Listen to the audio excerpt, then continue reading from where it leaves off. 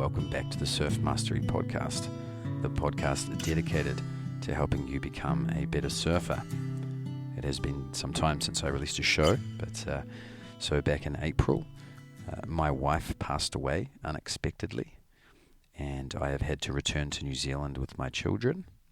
A little bit of a long story, and personal details I don't wish to go into, but we've been living in Malibu, Point Du Malibu, for the past 4 years, and I was obviously working as a part-time as a surf coach and running this podcast. And long story short, she passed away suddenly, and we lost absolutely everything. Me and the kids obviously lost her, but we also lost our entire lifestyle and the business that supported that as well. So we lost our visas to be in America, and we have returned to New Zealand. I'm now living back here with my 3 children, and we are rebuilding our lives here. It has been incredibly challenging, but the future does look bright, and I'm hopeful. I will begin by saying this podcast has been a passion project, really, and it was supported by my wife and I's business and the lifestyle we had set up. So things are changing now, obviously. So I'm going to reach out to you, the listener, and ask for some donations towards the show itself. So, if you've been a long-term listener, and just think, were there some episodes that you got $1 or more out of value? It'd be great if you guys could chip in a little donation to keep the show going. I do intend to keep the show going after this little break, but I'm back now, and today I will be releasing my favorite episode just after this little housekeeping. There is a PayPal link on the homepage at surfmastery.com. There will also be a link in the show notes to this episode. Another way you can help support the show, an even better way, is just support your own surfing.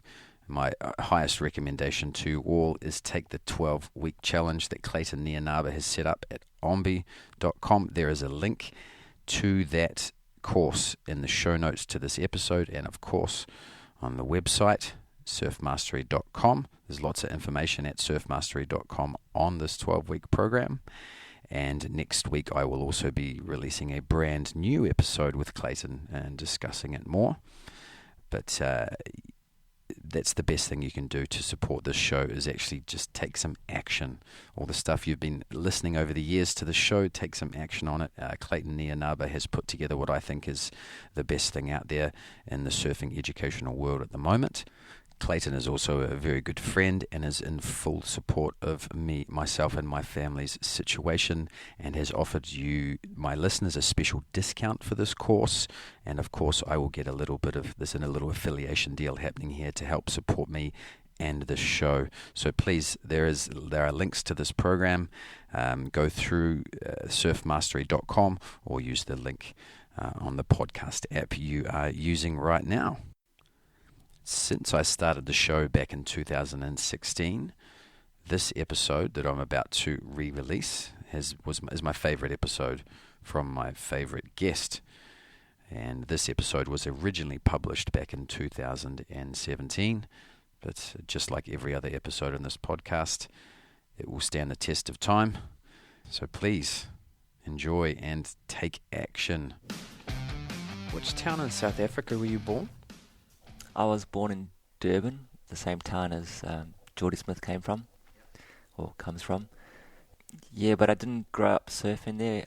Grew up playing soccer, and then my father got a job at a fire mill on the north coast, so we moved from the city up into Ballito, and that's when I pretty much started surfing. I was about 13 years old. How much time did you spend in the water when you started? Every weekend, my father would take us all down to the beach. My brother was older than me. He is 6 years older. So he was always kind of going backline, and I was relegated to the shore break and to foamies on the inside. My dad was a bodyboarder, so I'd always take his bodyboard out and stand on it and just catch the reforms. And then one year for Christmas, I bought a knee board of all things. So I surfed the knee board, which is a really wide quad fin. And then I think it was for my following birthday, they actually bought me a surfboard when they saw I was pretty serious about it. Were you living in a sort of a culture of surfing? No, not at all. Back then, there was nothing to do on the North Coast. It wasn't like the city where there were soccer clubs and everything, so the only thing you could really do was go to the beach. So all the kids went there and just hung out. So you had, 14 hours of sunlight and nothing to do. So you'd body surf the shore breaks on the high tide and go surf at the back on the low tide and just being kind of just submersed and around the sea. And were you a naturally talented surfer? Did you pick it up straight away? And I remember clearly the first time I tried to go in the water, I got stuck in a rip and had to be saved by my dad. There's that little gully between the shore break and the sandbank. Kind of got stuck in that, swept out to sea, and felt like a bit of a kook at the time. But when you learn how to play in the ocean, all the fear goes away. And then once the fear goes away, your confidence grows, and then things get easier. And when did you start competing? I started competing, I think my second or third year of high school. I actually went on a trip to J Bay, and next door to us, one of the pros was staying over there. His name was Dale Bamford, and he told me he surfed for Natal, which is one of the biggest states in South Africa. And then because I was on the North Coast, I surfed for Zululand, which is like a lesser known state. So when I went back, I joined Zululand after J Bay and kind of got into it and sort of made the team my first year. Didn't realise how I surfed, whether I surfed well or good, and I ended up being the first seed and continued doing that for like 3 or 4 years until I finished school. After I finished school, moved to Durban. Told my dad I wanted to become a pro surfer. Well, actually, I'm going to have to go backwards a little bit. When I finished school, most South Africans, it was compulsory to do military service. But because I'm a diabetic, I had that year off. So my parents allowed me to move to Durban, back to the city, and to try surf and make a career out of it. So I got a job in a surfboard factory, started learning how to spray boards and shape and laminate.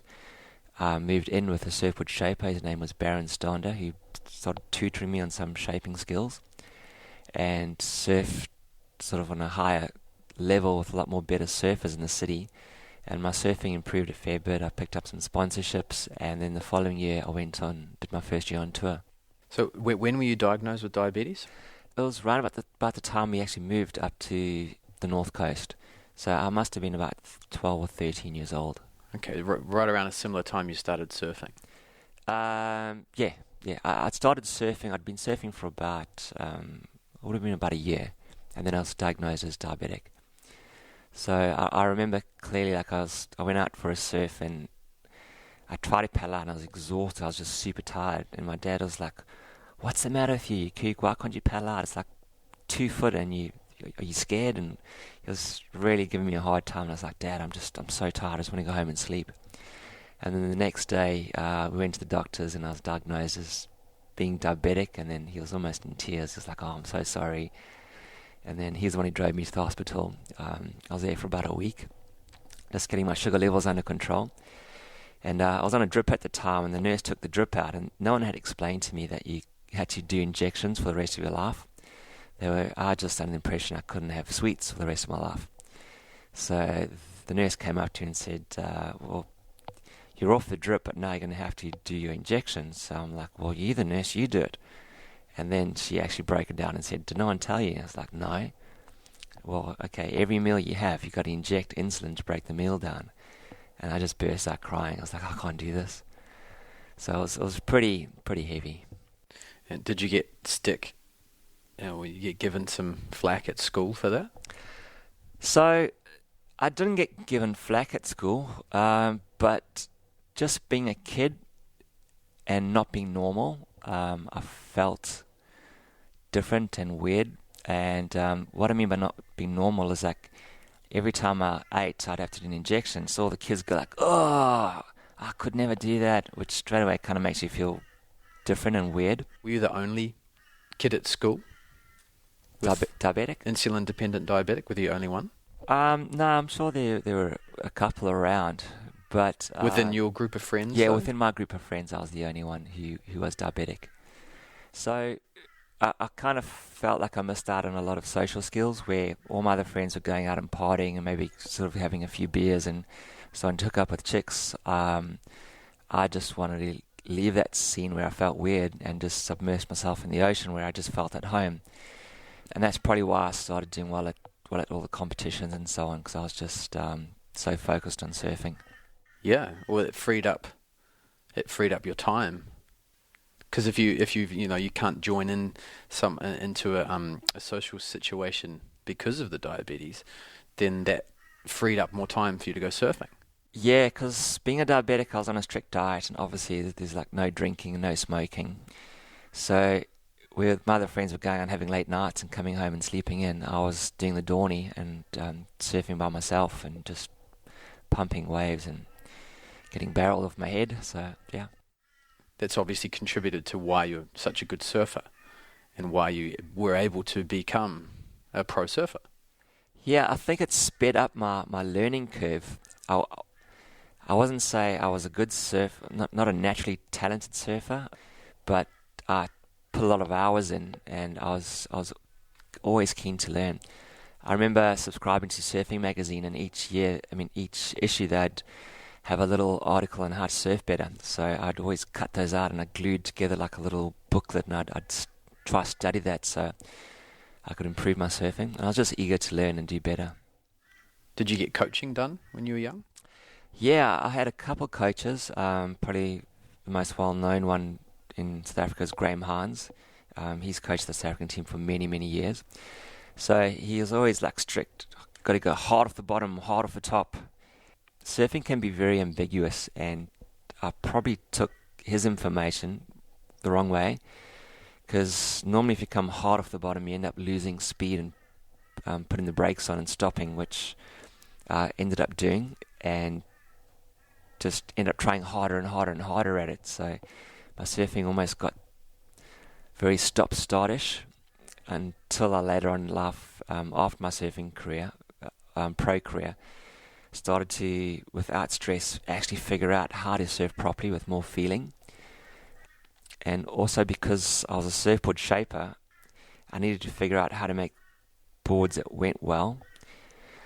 So it was a long journey figuring out how to make the boards work, how to get your body to do what it should be doing before I started surfing to a level that I was happy with. I think prior to that I just tried too hard and made too many mistakes along the way. So how many years did you surf at a level you weren't happy with? Well, I'd say unhappy because I wasn't making heats. Like the funny thing, I was on tour. I was the one cooking, cleaning, stretching, waking up early, first one at the beach, study the conditions, paddle out, try my absolute hardest and get a third place. My mates were going out partying, getting smashed, hooking up with chicks, coming up for the heat, like hungover, not caring, and they would paddle out and get through the heat, and I was like, jeepers, where's the justice in this? Like, it's so unfair. So when I say a level that I wasn't happy with, because I was doing stuff wrong and trying too hard on bad technique, I wasn't able to relax within inside of my surfing, and therefore I wasn't happy with my surfing. It took me a while to surf and fall in love with surfing rather than surf to boost my ego. And when I surfed for a feeling, I started getting results. I kind of started entering the SA Champs, which is what's the equivalent over here, Aussie titles. And I got second the one year. One of my team riders beat me in the final at J-Bay. That was pretty good. And then the next year I entered and I got a fourth. I finally made the finals and almost kicked into my old habits and tried too hard in the final and I lost. But I really started to enjoy my surfing more, and I started to understand surfing more. And then I actually started to break down all the elements, because I got back into coaching and I wanted to help kids fast track all the hard times that I'd been through, and almost just not have to let them go through all the pain and suffering that I went through with all my mistakes, and just start kind of where I was leaving. And I thought if guys could do that, they'd have a much brighter easier future ahead of them. So how did you get into surf coaching?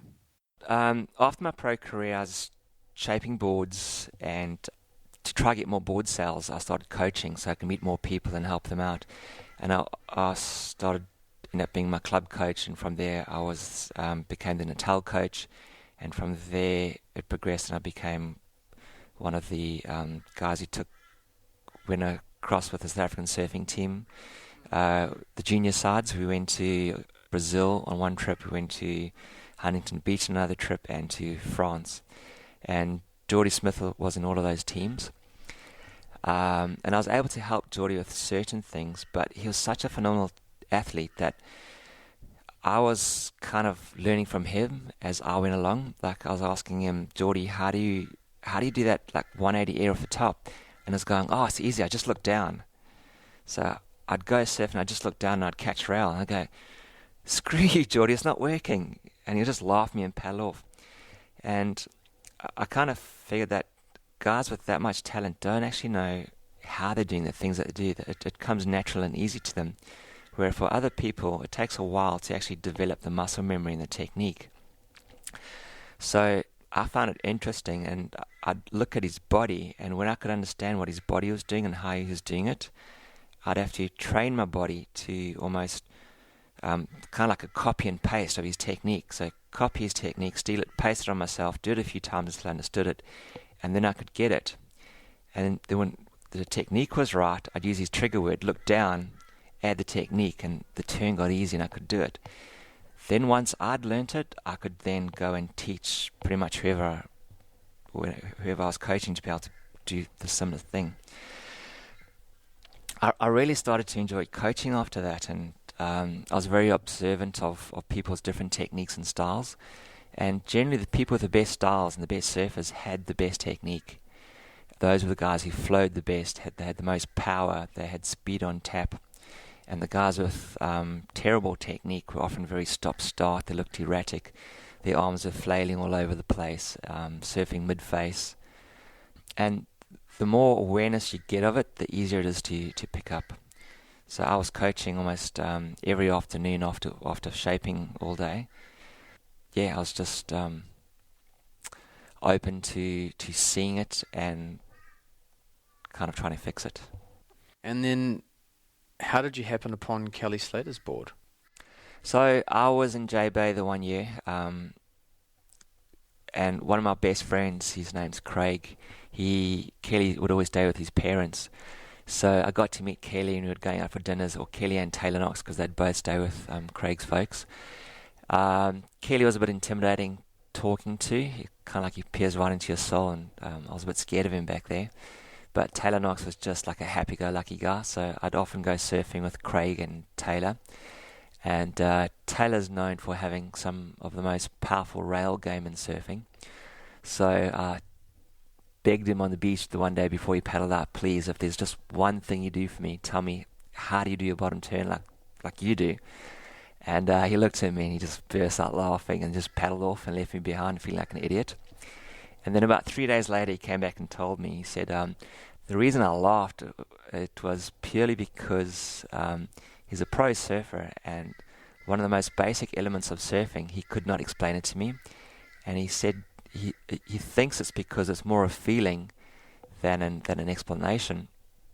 And then he kind of proceeded to explain to me what he felt when he bottom turned. And it took me about 3 months to figure it out. Anyway, the tour had left town, Kelly left J Bay, and he always leaves a few boards behind. So he left a board for Craig. Craig said, look, I'm a bit bigger than Kelly, but here's Kelly's board, it goes amazing. Could you kind of copy it and make me a bigger version of it? So I was like, sweet, yeah, great. Jumped onto Kelly's board, tried to surf it as fast as I could, because I thought if I was surfing fast, I'd surf better. And surfing the King of Surfing's board, I'd be blitzing. But it felt like the board went kind of ordinary. And then I thought back to how Kelly surfed and how Taylor surfed, and then I tried to just do a bottom turn with feeling the way Taylor said. And man, I was like, Kelly's board just went up 5 notches and just hit turbo, and it just came alive. I was like, oh my gosh, if I surf this board with the right technique, the thing just absolutely just blows my mind. So it was then I discovered that you kind of got to surf the wave with a hell of a lot more feeling, and you got to read the sections, and the wave tells you exactly when to do a turn and how to do a turn. And it was just from there another road of discovery. And surfing's like an onion. You peel off one layer, and there's another great, beautiful layer to discover under that. And you peel that off, and there's something probably maybe a little bit smaller, may seem insignificant, but it's just as important. And I'm still kind of peeling off layers of my own surfing and still enjoying it, even at 43 years old. So when you got Kelly's board, and when you first surf it, it felt like, what was your words? It didn't feel right. It didn't feel like a good board. Yeah, so did you go back and watch Kelly surfing it? Okay, so I had based my whole career on making boards that went fast, because watch anyone surf, they stand up and they're going as fast as they could possibly go. They all got the biggest grin on their face. But I remember Dane Reynolds came and got a board for me the one year. His boards were, they didn't make the flight or something and wouldn't have them for like 5 days. So he came to my factory and I made him a board like within about a day or two. And his words to me were, I don't want a fast board, I want a board that can hold the rail turn in. So I was stumped. I mean, I'd based my career on making fast boards because I made all my customers happy, but now I've got one of the best up-and-coming youngsters in surfing ordering a board from me, and he doesn't want what I make. So he had given me one of his old Simons to have a look at, so I rode the Simon Anderson, and it just felt like it pushed water. Like I stood in it and I could not go fast. So I was like, oh no, this thing feels crap. So I gave it to one of my team riders. He gave me the same feedback. But then you watch Dane surf it, and he had to do a rail turn from the top of the wave all the way down to the bottom with speed, power and flow, and he made that board just look like it was a magic carpet ride. So it dawned on me then, Dane was surfing on rail and I was surfing flat. So it's kind of like a horrible understanding, but then it goes again back to what Taylor Knox said. If you put your board on rail and you feel yourself leaning and driving through the turn, you're going to get speed out of the bottom turn. Where previously I was surfing flat and I was probably stepping on the tail and getting a direction change, but sacrificing a lot of my speed. So when I know it's crazy to say it, but I'd probably shaped boards for 10 years up to that stage, and I was surfing flat, and I didn't even know what I was doing. I was probably just copying other shapers. But once I had that revelation, and I started to surf on rail, and I started to lean, and I started to twist through my turns and try surf more top to bottom, I started to really fall in love with surfing and enjoy my surfing a lot more. And then I had to kind of educate the boards that I was making for other surfers. I had to educate the surfers on how to ride them, because if they surfed the boards flat, they wouldn't enjoy them. So I took it upon myself, whenever I saw someone riding one of my boards, I'd go, okay, try lean through the turn and feel what the bottom turn feels like. And they'd go, wow, that felt amazing. Okay, that's how you surf. That's good surfing. And then I was like, okay, on the top turn, stop pushing. Rather try to twist through the turn and hold it longer. And they were like, my gosh, that was the best turn I've ever done. And I'd stoke them up and show them technique, and they would come back and say the boards were going better. But it was more them utilizing their bodies and utilizing the wave better and utilizing the equipment better, and all the three things all just mixing into one really nice ride. So the concept of leaning into a bottom turn, when did you first when did that revelation or that insight occur? I had a hard time trying to, pretty much what Taylor had when he tried to explain to me what a bottom turn feels like. As a surf coach, how do you tell someone who's never really done many turns what a top turn should feel like, or what a floater feels like, or a tube ride, or a barrel? When you surf, you got to get your board to do two things. It has to hold off the bottom turn, and it's got to release off the top turn. And those are two different feelings. yet your board's shaped the same on the left rail as it is on the right-hand side rail. So you're getting something that's designed the same to do two different things. So if you have a look at when you ride a bicycle, your bicycle's designed the same, the wheels are round. But when you ride a bicycle fast, if you want to take the corner, you have to lean through the turn. You can't just twist the steering wheel, otherwise you'll go over the handlebars. But when you ride a bicycle slowly, you can't lean through the turn, because if you haven't got speed, you've got no momentum, so you'll fall over.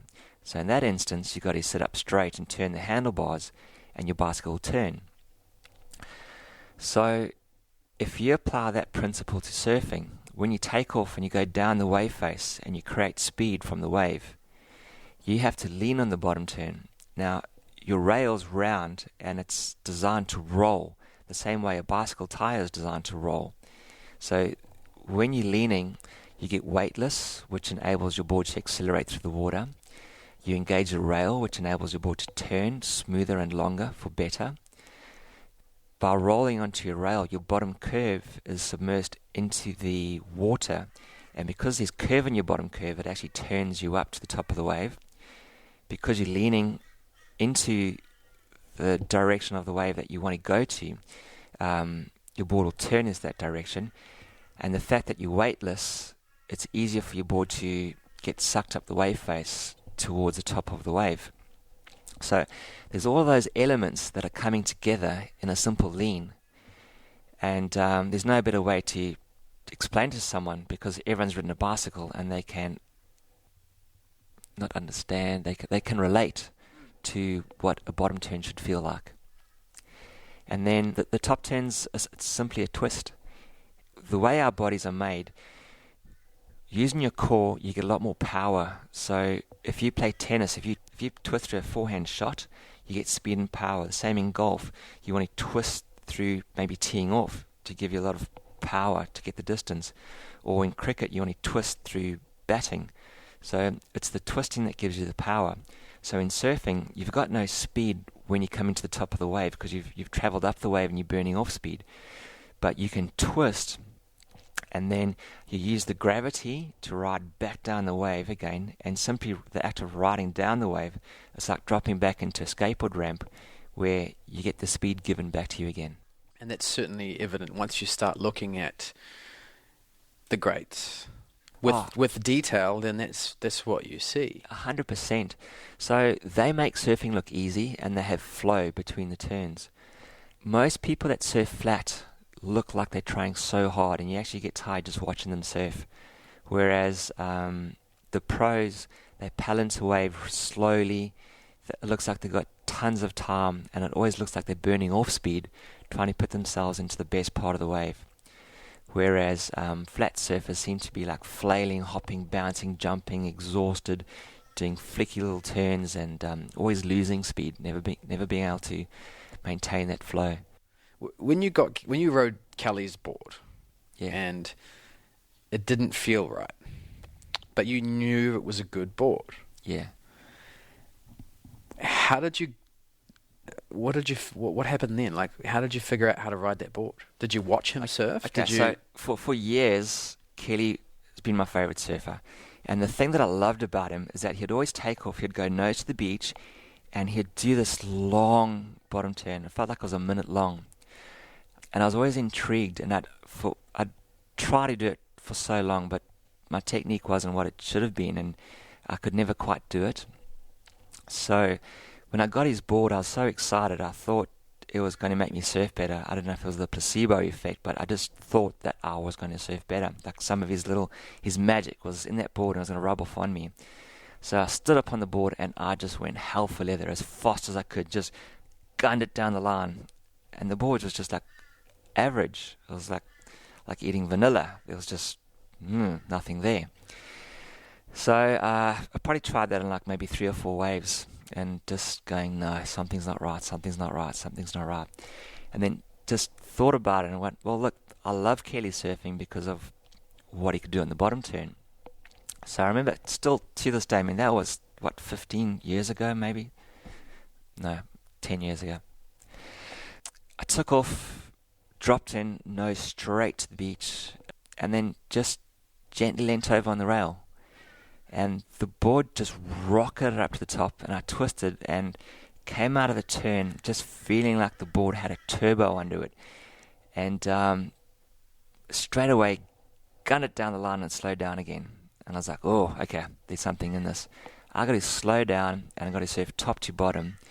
And then by surfing rail to rail, I was actually able to extract all the speed out of the board that I needed to.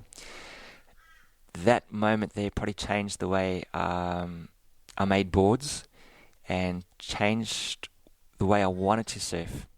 And it was a long, hard road trying to undo my bad habits and trying to implement the new ones, because whenever I got excited, I surfed and used the bad habits. But whenever I was able to be calm and just focus on my surfing and focus on the feeling, man, I love the way I surfed. I've seen photos, and I like the way the photos looked photogenic.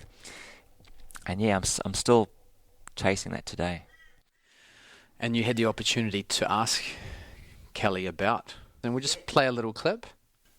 Well, I always think of surfing as actually three things, because you have compression, and you have twisting, and you have leaning. So straight from the horse's mouth.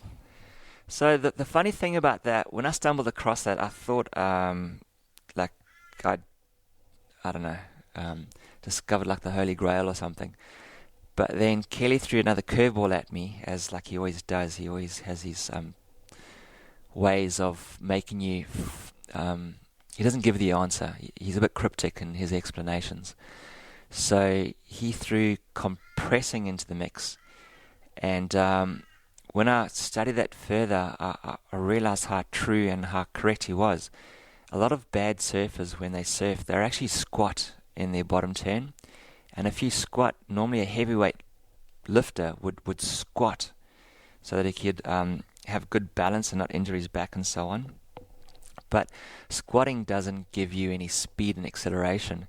Whereas if you look at a person about to do a 100-meter sprint at the starting line, they will lunge into the start.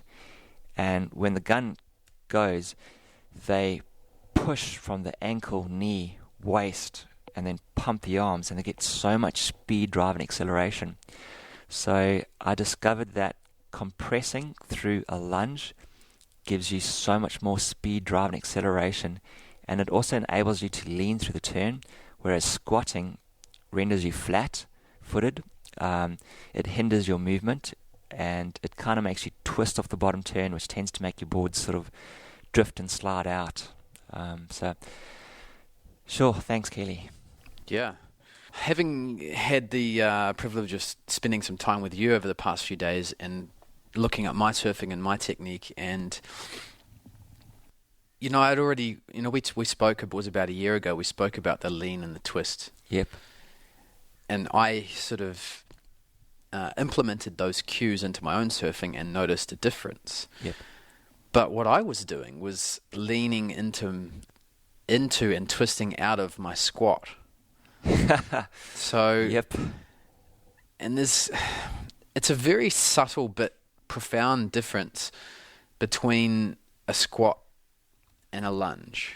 Or maybe a better way to put it is that slight difference, because it's not a true lunge, obviously. Your feet aren't pointing in the same direction as your stringer.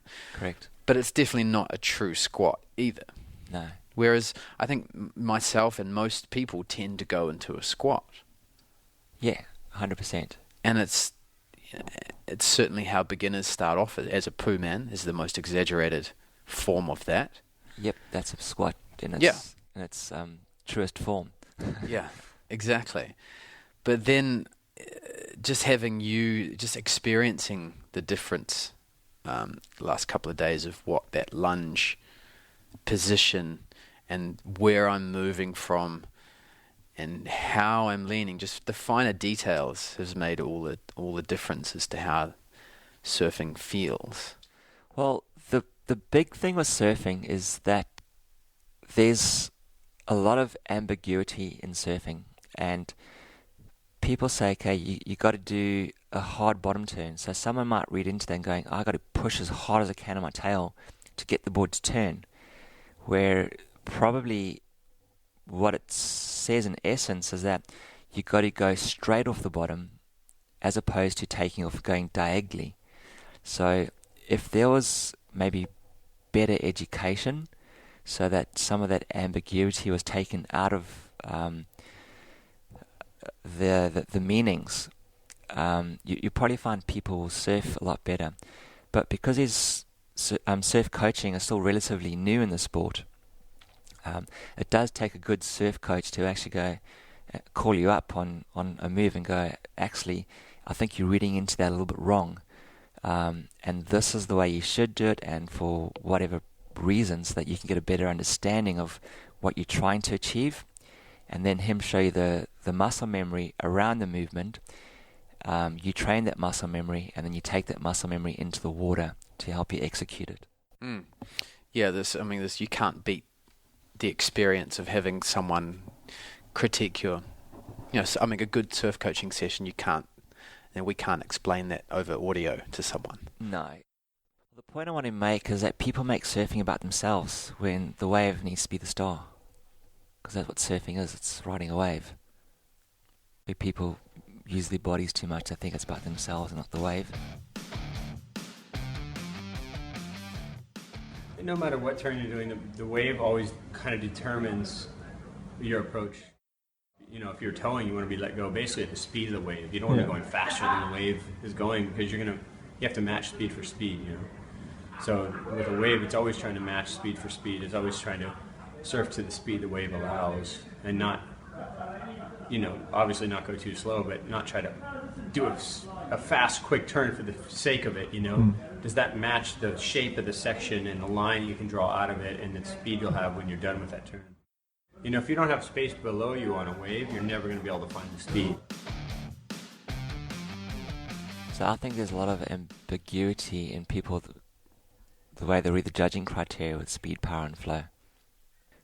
When Kelly talks about doing a turn, or when he talks about the power, he says you're always going to be on the top of the wave and you've got to drop in to access the wave's power.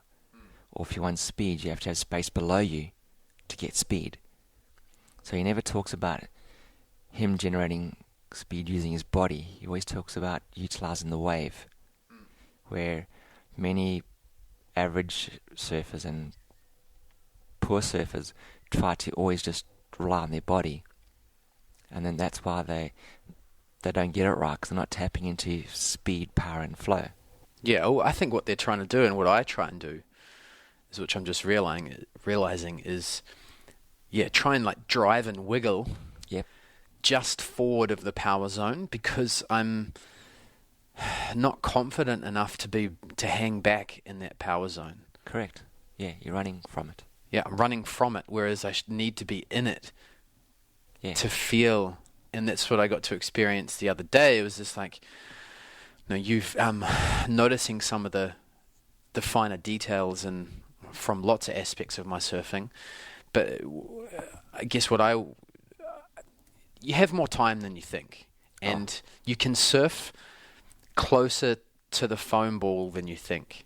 Yes. And when you do, you have more. It actually gives you more freedom. 100%. It's counterintuitive, but when you watch Kelly Slater where he does his bottom turn, and you envision what he's seeing, and you realize half of his vision is taken up by the lip and the whitewater. Yep. So if you're looking up at a wave and you're seeing the wave face, you're in the wrong place. Correct. Half your vision should be taken up by the wave. The wave might look like it's going to hit you. So if you had to break a wave down, the lip should be where you get speed from, and the bottom of the wave is where it draws water up, so that's the most powerful part of the wave. So what Kelly does is he's coming out of the power part of the wave, looking up at the lip, and when he hits it, he's looking back down to the power zone. He rides out of that to where he gets his speed back from. So he's joining those two views, where most people look down the line and all they see is the shoulder, and they try to force turns halfway on the shoulder. And to surf flat and force a turn, it's quite difficult, and inevitably it's going to kill your speed. Yeah, and we can, the information's there, those quotes we just heard from Kelly. Yep. the information is there. Like Every time Kelly talks after a post-heat interview, he gives away so much surfing knowledge. But if you don't know what to look for, you won't get it. exactly. So let's see if we can educate people on a more detailed level. Okay. So I'll just let you watch this. Oh, you haven't seen this? No, it will be my Okay. first time. Drop the knee. Lean. 1, 2, 3. Twist. Look down. 1, 2, 3. That was beautiful. So do you reckon that would be a good one to talk people through? That would be insane. Love it. Okay, so let's do this. If you Google Kelly Slater 4K, you come up with a video, and we're gonna break down that video right now. But what we're gonna do is, if you go into in YouTube, and they've got that little gear picture, and you can change the video is already in slow motion, but let's put it down to 0.25 speed.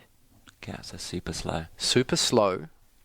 So I've got that video. It's a 20-second video on YouTube. It's at now 0.25 speed, and I'm starting it at 4 seconds, just as Kelly Slater's sort of popped up. Push play now. Okay, so he's dropping nose to the beach, straight down the wave face to the trough. And you can see he's dropped his knee like a sprinter. You watch the back knee tuck. There it is. He's compressing, he's leaning over, the right hand's nearly touching the water. And he's engaging the turn, 1, 2, and he's holding the turn until he sees his target, and then there's a lift from the shoulders. The hands lift up. Then he starts to torque and twist his body, holds the rail in, 1, 2, 3, and he's twisting his body to the full extent like a golfer, swinging his club all the way around. The nose is still facing the beach, and he's got his speed back again right in the last section. So, pretty much, he did not sacrifice any speed with the bottom turn, and he came off the top of the wave and actually created more speed. So everything that he does harnesses speed and power. So that was amazing. Yeah, it's a good example, and let's do that again. So this video, I'm gonna it's at 0.25 speed, and I'm starting it at 4 seconds, just as Kelly Slater's sort of popped up. And let's just keep it paused here for a second and just describe his posture for us. Okay, so at the moment he is super relaxed. There's no tension there whatsoever. Like I said, it's like a sprinter just about to start a 100-meter sprint. He is probably exhaling. It's kind of, if you deflate a balloon, it sinks. So because he's going down the wave, he's exhaling and make himself a little bit heavier going down. And he'll probably find he'll inhale on the way up, and he'll exhale on effort when he does the twist. So the breathing's a large part of it too. Because he's lunged, his center of gravity is centered over the front leg, and you'll probably find that he's supporting most of his weight over the front leg, which is making the board accelerate down to the bottom power zone. Yeah, I think that's the biggest thing for me, is just his posture now. Is it's I could probably convince someone that he's in a squat position, right? But this is a one-dimensional. Yep. We're only looking at him from one dimension. But so when you start really looking closely, he is actually in a lunge position where both his knees are they're just as much facing towards the nose of his board as they are the rail. So it's almost halfway in between a lunge and a squat. Now if we push play now again and let this video run for a little bit. So he's weightless now, right? He's coming down. And if I pause it now at the 5-second mark. Okay, so you'll notice how long he went straight down with the nose to the beach. Yep. So if you compare that to skateboarders, they don't go diagonally down the ramp, because it'll take longer to pick up your maximum speed. So the straighter he goes down to the beach, the quicker he accesses speed from the wave. Now the nice thing about that is that he did not have to use his body to wiggle to generate speed. Okay, so straight away he's got speed and he's looking stylish. Now he's looking to the bottom of the wave to find the part of the wave where water's drawing up to create the hollow part for the top turn. Yeah, and he's looking there now, like, isn't he? He's trying to focus on... He's looking for the power zone at the bottom of the wave. Correct. He's focusing on where to set the rail for the turn. So in other words, if you're riding a bicycle down a hill and at the end of the hill you want to do a turn, you kind of look ahead to figure out where you're going to lean, to figure out how long you have to hold the turn for with that amount of speed that you got. And one thing, in the first couple of seconds of this video that we've watched so far, the first 1 second, throughout it, Kelly Slater could easily be balancing a book on his head. Yeah. That's a big realization, because if you squat, then your bum goes back and your head goes forward. That book falls off your head. You Yes. lose the upper peripheral vision of your upper field. Yes. But if you lunge and compress using more of a lunging knee-dominant movement, then you're able to see all around you and remain relaxed and be aware of your situation. So that's really evident. So before you go on forward, most people think that a bottom turn is a hard stomp on the back foot, which means that you're using the fins and the back half of the board. But what you'll notice about Kelly's bottom turn is that the nose does not lift above the tail, which means he's not stomping on the tail. So your surfboard has round rails the same way a bicycle tire, if you look at the front profile, is round. That if you lean, the board rolls, or the bicycle, if you lean over, the bicycle rolls. So he rolls the front rail, which again says that he's lunged into the turn, and he's more turning off the front rail. Yeah. And that enables him to maintain the pressure on the rail and the speed throughout the turn. Yeah. Well, let's go to the next couple of frames. So now we're at the 6 second mark. It's still playing. He's just about to lean. Now he's just starting to get that rail in the water now. Okay. So the best way for me to probably explain a bottom turn was if there was a pole sticking out of the bottom of a wave and he were to swing around the pole, he would need to take his right hand and grab onto the pole. So he's got to extend the right hand. The lower he holds the pole, the more momentum he'll swing around the pole with. If he held that pole a lot higher up, he wouldn't be able to get a lot of momentum, a lot of swing around the turn. Again, you have to actually hold the pole and swing and finish the turn before you let go. If you just touch the pole, you won't get a long, drawn-out bottom turn, and you probably won't hit your target. Yeah, well, if you look here again, it would be easy for us to convince someone he's in a squat position. Yep. But if you look more detailed, what you actually see is let it run another second. So now we're sort of halfway through the 8 second mark, and That's looking more like a lunge. now he's in that again. I'm just trying to convey to people that the difference between a squat and a lunge, and it's so easy to watch surfing and think that they're squatting, but then when you start looking where his right elbow is. Okay, so let me break it down this way. If you were to a heavyweight lifter, if they put a heavy weight on them, they're in balance.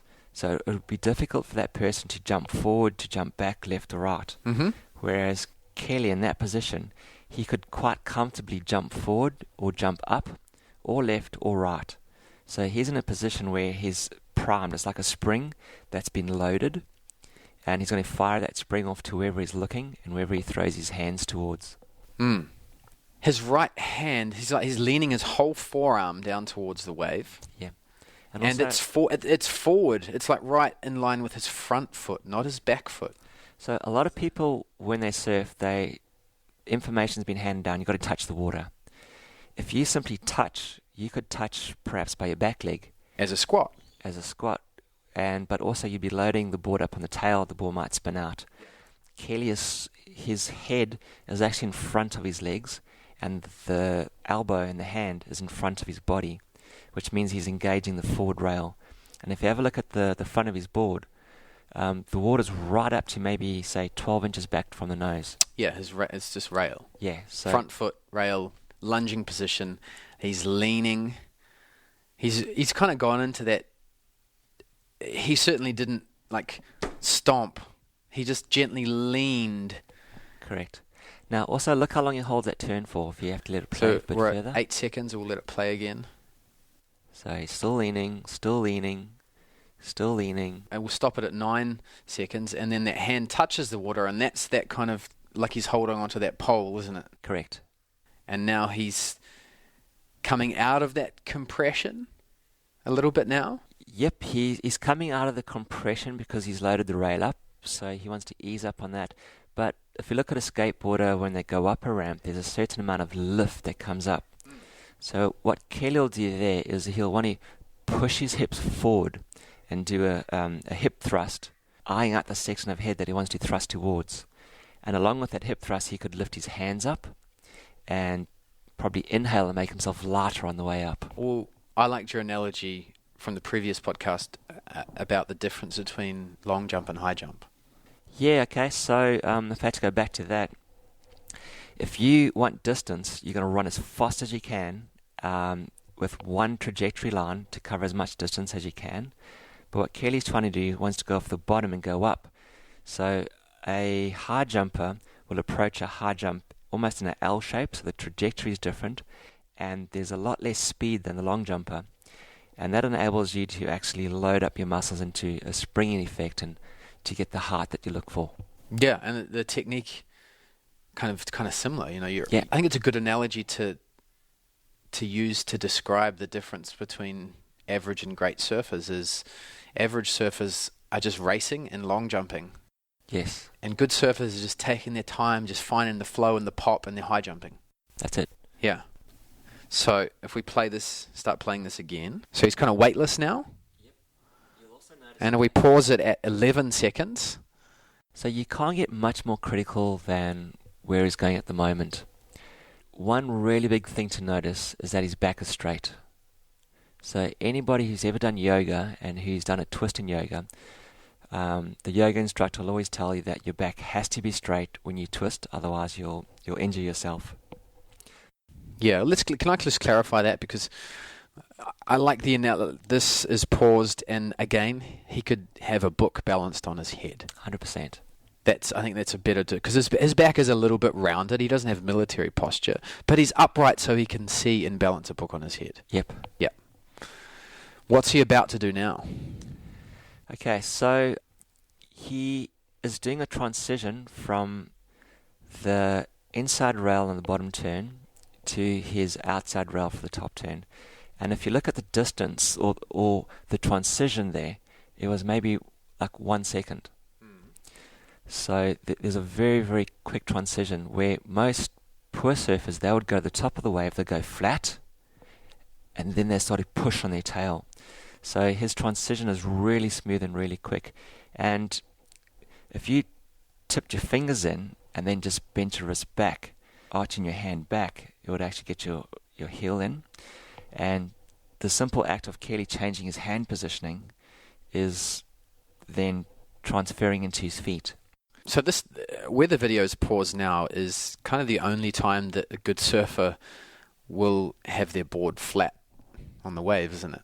Pretty much, It's yes. that moment where they're weightless for half a second, the board's flat, and all they're doing is changing from one rail to the other. So a better analogy is if you go to if this was a skateboard ramp, Kelly could not have his skateboard horizontal because it would slide down the ramp.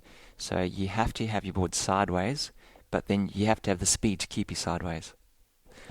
Another thing to notice is that his hands are in front of him. So because his hands are forward, he's able to push and twist through the turn nicely. If his hand was behind him, he wouldn't be able to twist.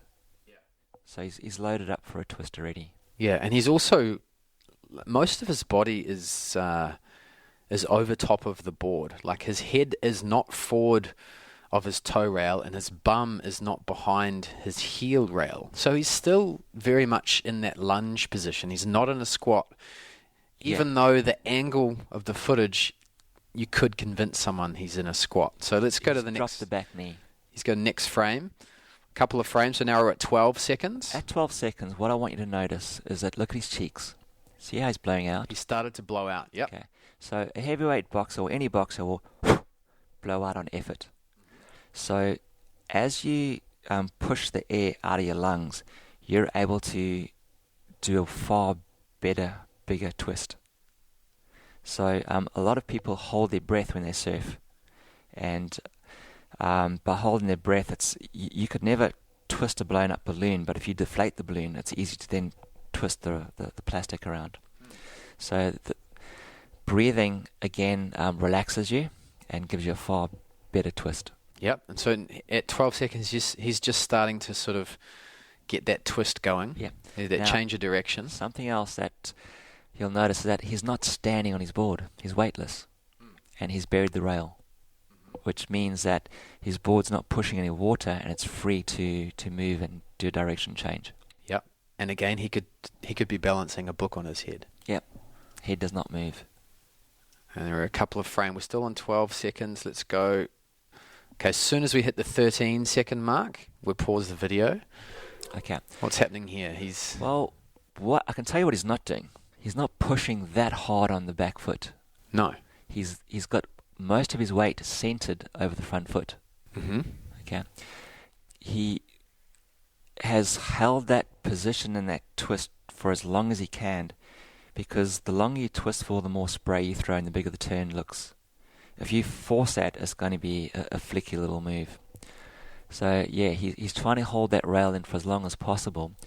And if that was just a takeoff, the simple act of riding down the face and holding that position, he will throw buckets of spray. And we play again. And we're halfway through the 13th second, and he's just twisted more, really, hasn't he? Yeah, so what you'll notice that he did not twist on the top of the wave. He went up the wave, started to ride down the wave face, and when he had speed, he started to open up in the twist.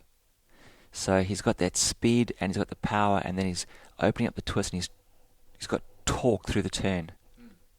That picture there is absolutely amazing. Yeah, and he's directing, like everything's facing his right hand, his nose, his knees. They're all facing back to that foam ball. You could take a pencil and draw a straight line between his front leg, his hip, and his shoulder, or the left shoulder. So he's well centered and he's balanced over the front foot. So a lot of people make the mistake of being balanced on the back foot on the turn, and by doing that they put the brakes on, the nose lifts up, the tail slides out, or the fins pop out, or something gives. Where he's working with gravity, because gravity always flows down. So he's doing the turn following the way water would flow naturally down that wave. And his goal now is to get back down to that bottom power zone to do it all again. Correct. His goal is to extract as much speed out of that wave face and to set up the next turn. That's the end of the video. That's it. Should we do that again? Do you want to have another go? Yeah, let's run one more time. I'll see if I pick up anything else. Kelly Slater 4K, starting at 4 seconds, and it's at 0.25 speed. Here we go, push play. So Kelly's taken off the top of the wave. He's gone straight down to the bottom. And where he sees the steepest part of the wave drawing off the bottom, he starts to lean in and touch it. And the longer he holds the turn, for the more vertical he's going to go. So the weight's centered forward for more speed and direction. He gets some lift out of the turn. He does a direction change and he twists. He rides down the face, exhaling, opening up the shoulders through the turn so he can see where he wants to go to, and heading straight back down into the next power zone where he'll go into the next lean again. Pretty awesome. When he does his bottom turn, he's got there's definitely some spray coming off his bottom turn. Oh, no, 100%. But only about 30% of the amount of spray that he sends from his top turn. Well, So because one thing I noticed, or you pointed out about my surfing, is I'm just putting too much twisting and too much effort in the bottom turn, and there's lots of spray off the bottom turn. fair enough. Okay. So I always like using crazy analogies. So if you had to chop a tree down, you'd never swing upwards on the chop because you're going against gravity. You always want to chop down. So you want to lightly lift the axe up and have the power to chop down on the movement. So if you bring that analogy into surfing, you never want to push so hard in your bottom turn because it's going to be a lot harder to get to the top. And then because you've spent so much energy on the bottom turn, you're going to have a really small, poor top turn. So if you can lightly lift up to the top and then cut down or twist down the wave face like you saw Kelly do, using gravity, riding down the wave face again to get your speed back up, your surfing is going to flow beautifully and effortlessly. I like the way you just... one of your taglines is advanced surfing made simple. Yeah. And it's so true. It's simple, but it's subtle, because it's subtle as in you've got to be really... The way you hold your body has to be spot on, doesn't it? Otherwise, you miss it. Like you have... yes, you want to lean. Yes, you want to do all these things, but if you don't have the self-awareness as to whether you're actually doing that, then you're never going to feel it. So in surfing, you have things that you can control and things that you can't control. Like you can't control if it's onshore or offshore, but you can control what your body's doing. And it's something that you can train up to be on point and precise. Say, for example, someone takes off at J-Bay in the CT. The commentators generally say, "Oh my gosh, that board looks amazing on him." Whereas if you watch someone running a marathon, for example, they never go, "His shoes look like they're amazing. Those shoes are on fire. What's he wearing?" They always go, "That guy's got an amazing stride." So in other sports, they compliment technique, but in surfing, they go, "He's got a great style," and they kind of go, "Oh, but his equipment, he's riding these fins, and he's got this X-Flax pattern with such and such a board." Surfing is about your body and what it's doing on the bottom and what it's doing on the top half of the waves. Yeah, I agree with you. I mean, having the right board is important, but it's more important to train your technique. If you're a surfer that wants to know even just a little bit of what it's like to do a man turn like we just watched, then it doesn't really matter what board you're on. It matters how you move, how you control your body. And correct. If you look at Ruster, he can go body surf and he can do somersaults and all crazy stuff body surfing. He can jump on a finless piece of wood like an alaya and make it look beautiful. He'll jump on a single fin, and he's won the Burley contests riding single fin. I think he's won the Maldives twin fin event, and he's probably even twice as good on a regular board. The thing is that riding a regular board for him is boring because his technique is so on point that he prefers the challenge. So if you can get your body to fire and respond the way it should do, the art of surfing is made easy. Cool. Clayton, thanks so much for doing the podcast again. Cool. Thanks for being invited back. It was a lot more fun second time around. It was great. Thank you. Cool. Educating surfers and inspiring. Awesome. Thanks, man. Cool. Done. Sweet. Hope you guys got something out of that. Let me know. Give us some feedback. Stay tuned for details on how to go into the draw to win a surfboard from Clayton. And it's using the new Spine Tech technology.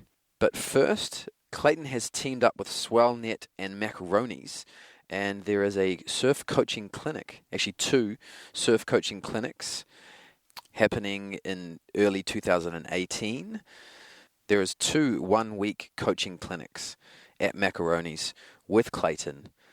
The first week being the 21st of January until the 28th of January, and the second week being the 28th of January until the 5th of February. There still are a few spots left. There are links to find out more about this and to book, etc. in the show notes at surfmastery.com/podcast. and just go to this episode and you'll see the show notes underneath the MP3 there. And let's hear from Clayton about the trip. Okay, so what I've been finding is that it's being increasingly harder and harder for surfers to actually go out and practice surfing. And the reason being is that the lineups are getting more full, there's more people surfing, which means there's actually less and less waves. And not only that, all the good surfers tend to steal all the good waves. So the whole idea behind the macaroni strip is to get it at a time of the year where it's not as busy, to still get quality waves which offer more time to relax and to actually try to get the turns done that you want to be able to do, and then to video film that, analyze it, to be given accurate feedback to make those turns done easier, and to do some of the muscle memory training outside of the water to then take back into the water. So the venue is amazing. Macaronis is a world-class wave. It's such a hot dog wave. For me, it's one of the best lefts in the world. And it's got a hollower top section with a beautiful inside section where you can do as many turns as you want to do. So the setup, I think, is going to be fantastic. That sounds like a dream surfing trip. Not only are you surfing one of the best waves in the world, you're getting filmed and coached. Okay, the surfboard that's up for grabs. If you want to go in the draw to win a brand new custom-made surfboard from Clayton using the new SpineTech technology, then stay tuned to find out how. But first, here is Clayton just giving us a quick rundown on the new technology. Shaper's SpineTech is a globally patented technology and is exclusively licensed to Channel Islands and Clayton surfboards. SpineTech is precision molded, fiber reinforced spine that has been specifically designed and engineered to deliver superior strength, durability and flex to surfboards. Unlike wood that has very little flex, SpineTech almost works in the same principles as tennis rackets, fishing rods and golf clubs, in that kinetic energy is transferred into the surfer once the board bends and bounces them up through the turn. So simply by standing on SpineTech, the board gets so much more life and drive. Because they are lighter, they're easier to maneuver. It makes them a lot more high performance, faster and stronger. Okay, so to go in the draw to win one of these boards from Clayton, custom dimensions, all you need to do is go to the Surf Mastery Facebook page and go to this episode's post and make a comment and share it on your wall. Simple as that. So 2 things you need to do to go in the draw is comment and share the Facebook post relative to this podcast. And your winners will be contacted through Facebook. And the only catch is with this board is the board is covered by us, but you guys have to sort out the postage. So what that means, if you live on the Gold Coast, you can just swing around and pick it up. But if you live outside of the Gold Coast, then you're going to have to pay for postage. If you live in Australia or New Zealand, the postage isn't too bad. Actually, same for South. Clayton does have a workshop in South Africa, so the same will apply in South Africa. You can go around and pick it up from the workshop or just get postage within South Africa. But for listeners who are outside of Australia, New Zealand and South Africa, paying for the postage is probably not going to be worth it. So for those listeners in America, Europe and the UK, we will have some giveaways coming up in future episodes for you guys. If you enjoyed this show, please rate and review on iTunes, like us on Facebook, comment on Facebook and Instagram, and give Clayton a follow on Instagram as well, and share with your friends. Spread the word. The more people that listen, the better and more guests we can get. Thanks for tuning in. Thanks for tuning in to the Surf Mastery Podcast. Again, I'm your host, Michael Frampton. Make sure you subscribe so you can keep up to date with the latest interviews. Please share with your friends. Check us out on Facebook at Surf Mastery Surf. And if you're on iTunes, please go and give us a little rating. That'd be awesome. Until next time, keep surfing.